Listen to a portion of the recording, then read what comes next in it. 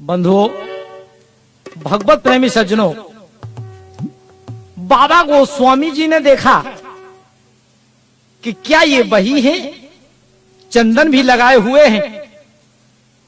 जब समझ लिया कि यही चंदन लगाए हुए हैं और अभी हाल का चंदन ये है, तो तुरंत जाकर उनके चरणों को पकड़ लिया, चरणों में गिर गए और निवेदन करने लगे। कहते हैं कि हे प्रभु,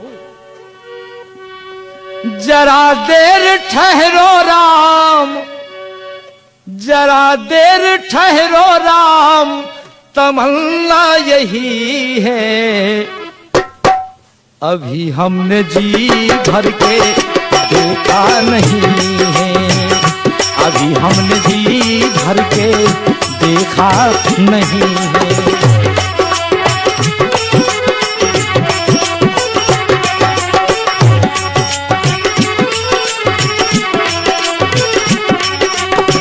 जरा देर ठहरो राम हो, जरा देर ठहरो राम, तमन्ना यही है, अभी हमने जी भर के देखा नहीं है, अभी हमने जी भर के देखा नहीं है।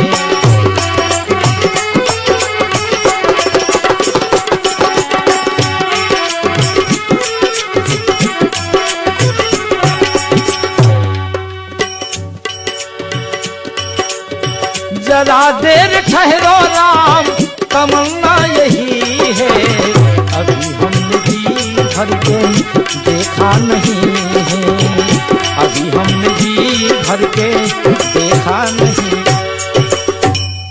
बाबा गोस्वामी तुलसीदास जी को प्रभु के दर्शन इसी चित्रकूट में हुए। तो कहने का तात्पर्य यह है कि कामद गिरिभय राम प्रसादा, प्रभु की ऐसी कृपा। और प्रेमियों, आज प्रभु का ही प्रसाद कामता नाथ जी बांट रहे हैं, जो कि कामना नाथ में जाने से, चित्रकूट में जाने से होता क्या है, वहां पर भक्ति मिलती, और उसी भक्ति का प्रसाद यहां बाबा तुलसीदास जी भी बांट रहे हैं। कैसे कि शंभु प्रसाद सुमत ही ये हुल्सी,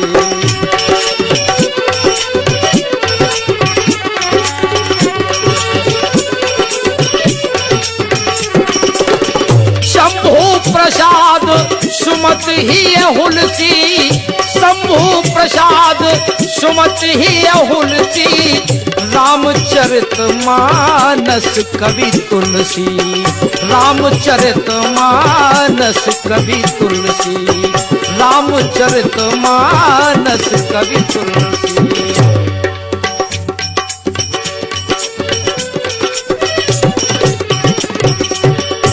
तो बंधुओं, जिस तरह बाबा गोस्वामी जी यह राम भक्ति बांट रहे हैं, इसी प्रकार कामदा नाथ जी भी यह भक्ति बांट रहे हैं, राम भक्ति बांट रहे हैं।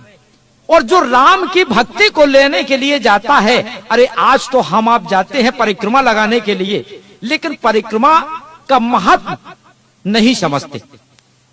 अरे जिन कामदा नाथ के चरणों में हम जाकर के और फिर विचार करें कि यहाँ धूल है, यहाँ ना बैठे, कपड़े गंदे हो जाएंगे, तो भाई बड़ी समस्या बनेगी। एक बार बाबा तुलसी जी जा रहे थे परिक्रमा लगाने, इतने में, वैसे जाति के तो ये मुस्लिम हैं, लेकिन उनका धर्म देखिए आप, कितना सुंदर धर्म है। रहीम खान जी मिल गए। रहीम खान बोले, बाबा आप कहाँ जा रहे हैं? तुलसीदास जी कहने लगे कि हम तो परिक्रमा के लिए जा रहे हैं। कहा रहीम, कहने लगे रहीम जी कि चलो हम भी साथ चलते हैं, क्योंकि रहीम खान को भी प्रभु से मतलब था। यह नहीं था कि राम की भक्ति नहीं करते, ये भी नहीं था कि राम की भक्ति उन्होंने की अथवा ना की, लेकिन चलने लगे, दोनों परिक्रमा लगाने के लिए चल दिए। तो देखते हैं कि रास्ते में एक राजा हाथी को दंड दे रहा है, यानी हाथी को मार रहा है। बाबा तुलसी ने पूछा कि हाथी को राजा इस स्थान पे खड़ा करके इतनी ताड़ना क्यों दे रहा है? इसे दंड दे रहा है, आखिर इस पर अपराध क्या हुआ है? तो रहीम खान कहने लगे, यह राजा मंद बुद्धि का है, हो सकता है हाथी स्वभाव बस, क्योंकि हाथी जब चलता है तो आप लोग देखते होंगे, विचार कीजिए, आप देखते होंगे कि अपनी सूंड से धूल को उठा करके अपने शरीर पर डालता जाता है। रहीम खान जी कहने लगे कि राजा के कपड़े इतने सुंदर हैं, इतने सुंदर कपड़े पहने हुए हैं, इससे हो सकता है इस हाथी ने राजा के ऊपर धूल डाल दिया हो। तो राजा रुष्ट हो गए, इसलिए ताड़ना दे रहा है। तो बाबा तुलसी ने कहा कि रहीम जी, आप यह भी बतलाइए कि हाथी ये धूल क्यों उड़ाता है और धूल उठा करके पृथ्वी से अपने शरीर पर क्यों डालता है? बाबा तुलसी ने प्रश्न किया। तो रहीम कवि कहने लगे कि तुलसी, धूल उड़ावत गज फिरत, धूल उड़ावत गज फिरत, कहूं रहीम के ही काज। रहीम जी ने कहा कि बाबा तुलसी, इसलिए हो सकता है कि धूल उड़ाता है, हमारी समझ से इसलिए धूल उड़ाता है कि धूल उड़ावत गज फिरत, कहूं रहीम के ही काज। और जे रजते मुनि पत्नी तरी, सोई ढूंढत गजराज।